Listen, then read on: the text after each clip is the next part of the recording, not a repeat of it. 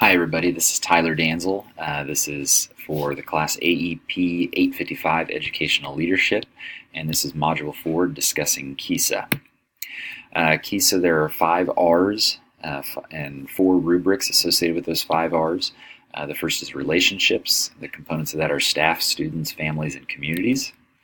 Then there's relevance. Components are curriculum, instruction, student engagement, and technology.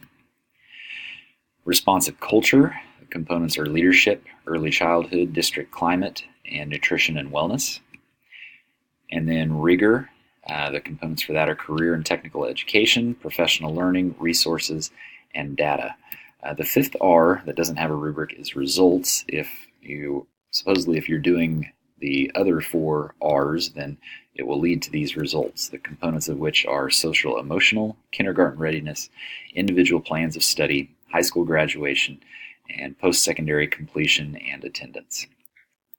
So I teach at Derby Middle School, part of USD 260 in Derby, Kansas.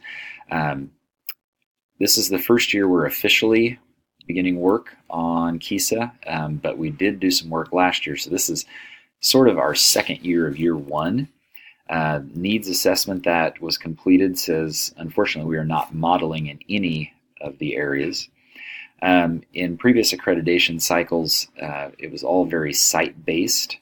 Now we're more of a district-based as we work on this, which I think is the point anyway. So there are things that some sites do well, but the district maybe doesn't, and vice versa. So we're trying to come to terms with that. My principal, Mr. Clint Shipley, I would have described his leadership style is very democratic. When I talked to him about it, he described it as collaborative, but when we started talking about what that really meant, we were talking about the same thing.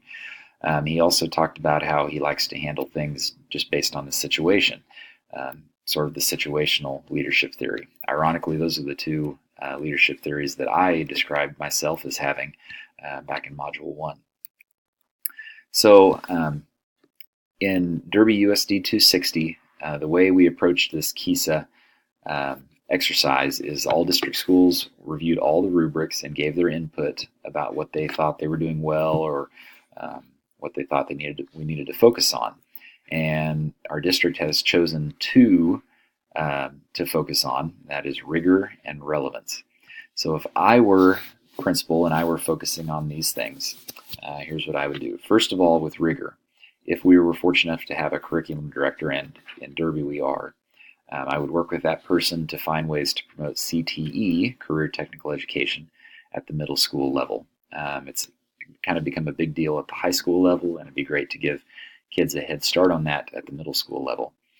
This would focus on PSEL number 1, mission, vision, and core values. Second, also in rigor, I would work to develop better professional learning opportunities for our staff. Again, working with our curriculum director or possibly instructional coaches that we have within the district. And this falls under PSEL number 6, professional capacity of school personnel. And then finally, relevance. I would once again work with our curriculum director to help enhance our curriculum and instruction. Again, that maybe kind of falls under the rigor as well, but I think it's very important. This would fall under PSEL number 4, curriculum instruction and assessment. Thank you for viewing my presentation. I hope everyone has a great day.